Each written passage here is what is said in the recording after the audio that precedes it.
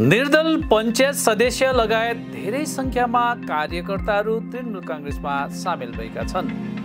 आइतबार राति फुलबडी 2 नम्बर ग्राम पञ्चायतको जाटियाकाली इलाकामा एउटा समावेश कार्यक्रमको आयोजना गरियो। तृणमूल कांग्रेसको डाबग्राम फुलबारी ब्लक अध्यक्ष देवाशिष प्रमाणिकको नेतृत्वमा निर्दलीय पञ्चायत सदस्य सपिबुर रहमान लगायत लगभग 500 जना मानिसहरू तृणमूल कांग्रेसमा सामेल भए। यस सम्बन्धमा तृणमूल कांग्रेसको डाबग्राम फुलबारी ब्लक अध्यक्ष देवाशिष प्रमाणिकले भने, गत पञ्चायत चुनावमा टिकट नपाएपछि हाम्रा पार्टीका कार्यकर्ताहरूले निर्दलीय उम्मेदवारको रूपमा चुनाव लडेर जित हासिल गरेका थिए। आज पञ्चायत सदस्य लगायत लगभग 500 जना तृणमूल कांग्रेसमा सामेल भएका छन्। लोकसभा चुनावभन्दा अघि यसरी पार्टीमा सामेल भएकोले पार्टीको शक्ति अझ बढेर गएको तिनले बताए। সোফিয়া রহমান আমাদের দলেই ছিল, তৃণমূল কংগ্রেসে ছিল। যাই হোক, টিকিট না পেয়ে রাগ করে নির্দলে দাঁড়িয়েছিল ও নির্দল থেকে নির্বাচিত হয়েছিল। তা যাই হোক, ঘরের ছেলে আমাদের ঘরেই চলে আসলো। ওর সমস্ত লোকজন নিয়ে প্রায় 500 লোক নিয়ে আছে, যোগদান করলো। ভালো হলো। সামনে লোকসভা নির্বাচন, এটা এই সিটে আমরা 2021 সালে 1002 ভোটে আমরা জিতেছিলাম, লিড ছিল আমাদের তৃণমূল কংগ্রেসের।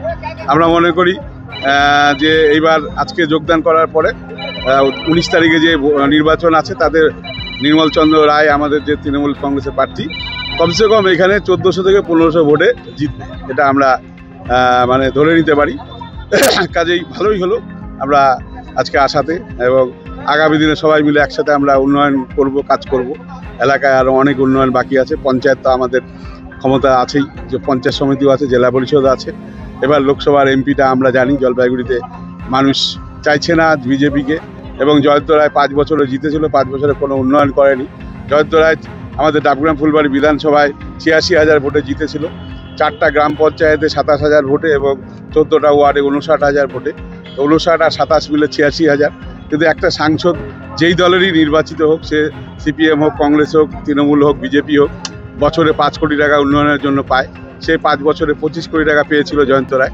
কিন্তু 25 কোটি টাকা পেয়ে এখানে যে 86,000 ভোটে জিতেছে, উনি 86 টাকার কাজও করেননি, এবং 5 বছরে এলাকার লোক ওনাকে চেনেন না, ওনাকে দেখেননি।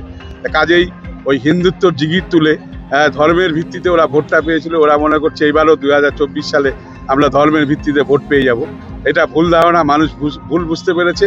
আমার ঘরে যদি খাবার না থাকে, ধর্মের কথা বলে মানুষ আর শুনবে না। এলাকার উন্নয়ন, মমতা বন্দ্যোপাধ্যায় প্রত্যেকটা মানুষের বাড়িতে খাবার পৌঁছে দিচ্ছে, প্রত্যেকটা মানুষের বাড়িতে লক্ষ্মী ভাণ্ডার পৌঁছে দিচ্ছে, প্রত্যেকটা বাড়িতে লেখাপড়ার ছাত্রদের লেখাপড়ার দায়িত্ব নিয়েছেন। কাজেই মানুষ তৃণমূলের পক্ষেই আছে, মমতা ব্যানার্জির পক্ষেই আছে।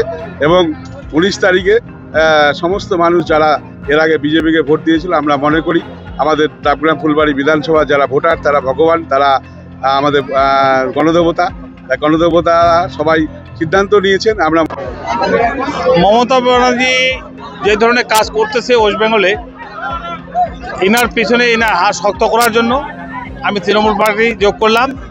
আমি আগে কোনো পার্টিতে যাইনি, জিতার পর থেকে দলের নির্দেশ ছিল, টিকিট আমাকে দেয়নি দল থেকে। তারপরে আমাকে নির্দল থেকে গ্রামের মানুষ বলতেছে উন্নয়ন করতে হবে, মমতা ব্যানার্জির কাছে যেতে হবে।